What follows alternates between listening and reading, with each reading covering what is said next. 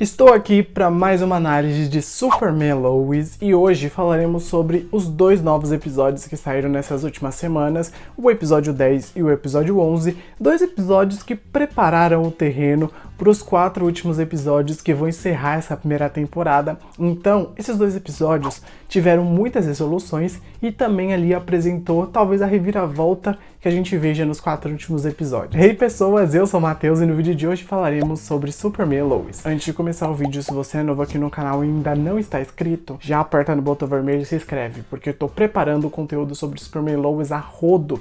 Tem bastante vídeo sobre a série, vou até deixar a playlist aqui, depois você clica, dá uma conferida que você não vai se arrepender. Também não se esquece de deixar o like se você ainda não deixou e claro, comentar lá embaixo o que você achou desse episódio, o que você espera para os próximos. Comenta tudo lá embaixo que eu quero muito saber a sua opinião.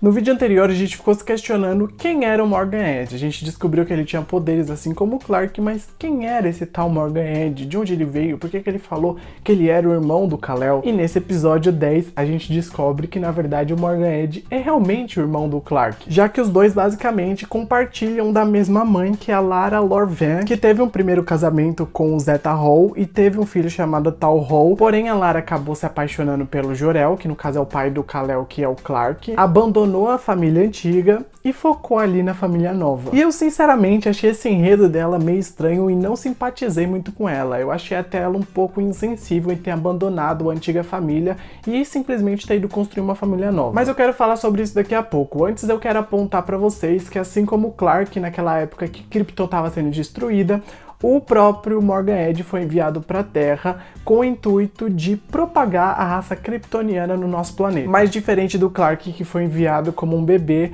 o Tal-Rho, que no caso é o Morgan Edge, foi enviado com 10 anos de idade. Então ele já tinha uma vivência em Krypton e ele já sabia de algumas coisas, né? Ele já tinha uma mentalidade construída. E quando ele chegou na Terra, ele não foi tão bem acolhido como, por exemplo, o Clark foi, né? Ele foi caçado, ele foi estudado, ele foi usado, ele foi preso. Então ele teve uma vivência diferente da vivência do Clark. E isso, obviamente, deixou ele ainda mais puto com a humanidade. E assim como o Clark, que chegou na Terra e pouco tempo depois criou sua Fortaleza da Solidão, o próprio Morgan Edge também fez isso, criou a fortaleza dele, no caso, no deserto, porque ele gosta do sol, segundo ele. E ele tinha aquele cristal que mostra a projeção do pai dele, então quando ele colocou aquele cristal, o Zeta começou a aparecer pra ele e começou a instruir ele com raiva e rancor, mostrando que realmente ele tinha raiva de tudo, que ele não gostava de nada e que ele queria um único objetivo ali pro Morgan Edge, que era conseguir um tal erradicador para fazer com que o povo kryptoniano dominasse a Terra. E esse erradicador pegaria as mentes kryptonianas que estavam guardadas dentro dele e colocariam na mente dos habitantes de Smallville, que foi aquele projeto que o Morgan Edge estava fazendo em Smallville para trocar a mente ali dos humanos pela mente kryptoniana. E mesmo que esse episódio dê um background legal pro Morgan Edge e explique algumas coisas que a gente não sabia sobre ele,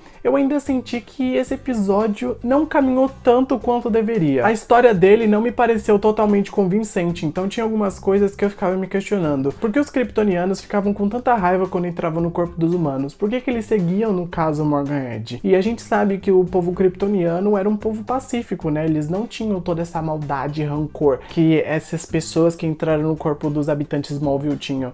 Então surgiram vários questionamentos na minha cabeça e eu espero que no episódio 12 isso seja resolvido, porque eu fiquei ali meio que...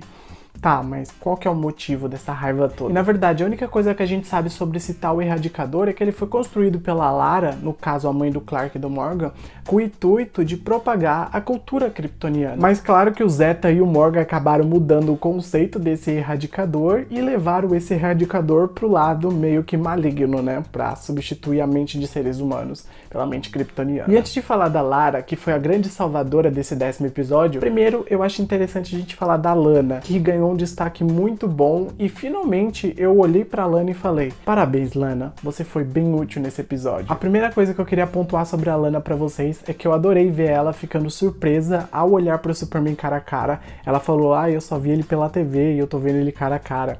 Eu achei muito engraçado isso e eu adorei ainda mais ver ela falando ali, né, pra Lois, que ela tava assustada com toda aquela situação da troca de mentes. Quando ela viu o Kai tentando atacar ela e a Lois, foi uma cena que realmente mostrou um outro lado, né, dos personagens. Geralmente todo o núcleo da série é trabalhado nas pessoas que já conhecem o Superman. E a Lana, no caso, é uma das únicas que tem muito medo porque ela não conhece esse negócio de poderes, ela nunca teve essa vivência.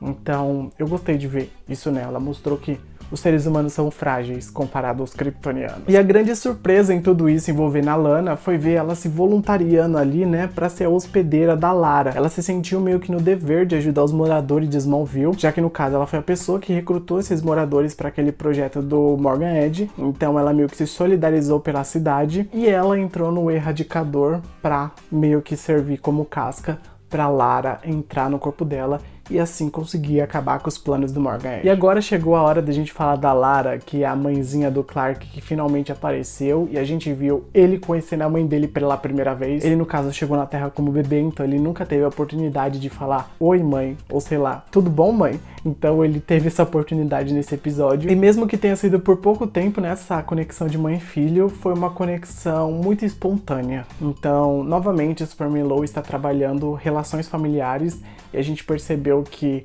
essa relação do Clark com a Lara foi importante para ele. Além disso, a Lara também conversou ali espontaneamente com a Lois. A Lois contou os medos dela de viver com Clark e também contou os prós, né, também de viver com ele. Ela gosta muito dele, os dois têm uma parceria muito grande e a própria Lara ficou feliz de saber que o filho dela encontrou o amor ali, né, na Terra. Então, foi interessante também. E mesmo que eu tenha achado a ação dela de abandonar o Tal e o Zeta lá em Krypton pra, no caso, ficar ali com o Jor-El e com o Clark, eu ainda sinto que ela fez por algum motivo. Então, talvez eles desenvolvam isso nos próximos, talvez não desenvolvam, mas eu quero entender melhor esse lado dela. Não sei se ela vai voltar, mas se tiverem flashbacks, quero entender melhor esse posicionamento que ela teve. E esse episódio 10 termina com a Lara revertendo o Erradicador pra fazer assim, né, as mentes kryptonianas saírem do corpo dos seres humanos. E aí a gente percebe que o Clark pega, usa a energia dele pra fazer com que aquele Erradicador funcione, usa a energia também de todos os kryptonianos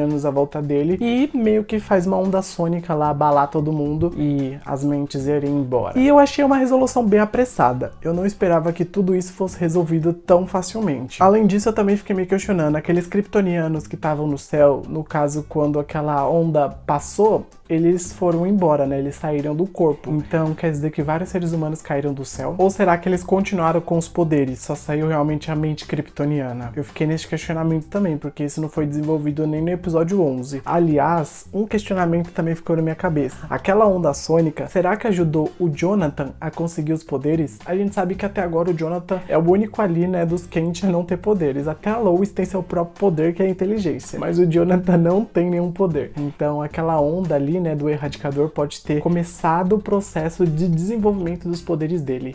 Seria interessante. Mas esse rolo do Erradicador, sobre essa onda sônica, sobre quase tudo, não foi desenvolvido no episódio 11, porque eles preferiram usar o episódio 11 como um episódio de flashback. Então eu espero que isso seja desenvolvido no 12º episódio, que vai ser quase que um dos últimos, né? Faltam só 4 para acabar a temporada. E falando desse episódio de flashback, eu queria apontar que eu gostei bastante de ver o passado do Clark e também de ver o dia que ele conheceu a Lois lá no Planeta Diário. Esse episódio, no caso, serviu para aprofundar a gente melhor na jornada do Clark. A gente viu o primeiro salvamento dele, a gente viu a Martha entregando o primeiro traje dele, a gente viu o primeiro dia dele no Planeta Diário, ele conhecendo a Lois, ele se apaixonando pela Lois. Todos esses flashbacks serviram pra gente se aprofundar melhor na história desse casal, já que o nome da série é o nome do casal, então era óbvio que isso ia ter que acontecer em algum momento, e aconteceu de uma perspectiva bem diferente, né, porque no caso, o Morgan Edge tava bisbilhotando as lembranças do Clark, pra descobrir um ponto fraco ali nele.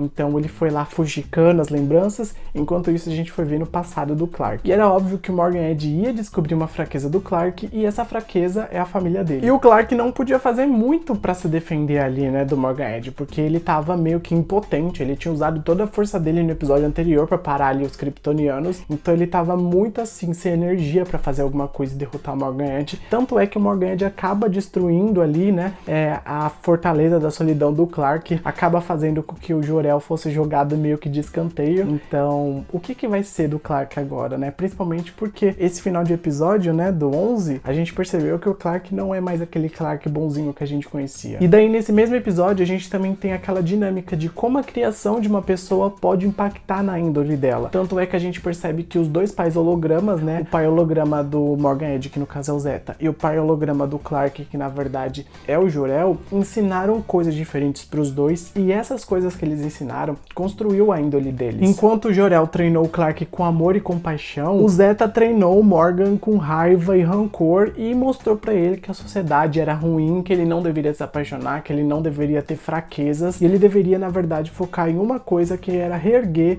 os kryptonianos na Terra. Então esse episódio mostrou novamente um paralelo familiar de como a pessoa pode ser mal influenciada pelas pessoas que criam ela. E claro, né, na reta final desse episódio a gente percebe que o tio Morgan foi visitar os sobrinhos e também a Lois e ameaçou eles de morte, mas o Clark apareceu e falou pra o Morgan não tocar neles, que ele ia ali sucumbir ao que o Morgan queria, que era que o Clark ficasse do lado dele. Foi um momento muito decisivo, porque o Clark é super poderoso, e se ele estiver do lado do Morgan, não tem muita coisa que os outros possam fazer. E esse final de episódio foi bem impactante, né, com o Clark indo até a fortaleza ali do Morgan Edge, ele meio que sucumbindo a tudo que ele não queria e se transformando no Superman do mal. Eu gostei, mas eu também fiquei preocupado com como vão resolver esse arco aí dos personagens. E antes de acabar esse vídeo, tem 3 coisas que eu preciso pontuar aqui sobre esse episódio. Uma delas é que o Kyle finalmente foi pro time Lois, então ele percebeu que o Morgan Edge é do mal e que ele não deve confiar mais nele. A segunda é que o Jordan e a Sarah finalmente se tornaram um casal. E a terceira é que a Lois ligou pro John Henry Irons, nosso aço, pra ele se juntar a ela pra derrotar o Clark. Ela fala que o que aconteceu na terra dele tá acontecendo aqui. Então, o que vai acontecer? Será que o John vai tentar realmente matar o Clark? Ele queria matar o Clark, mas agora ele tem motivos pra matar o Clark.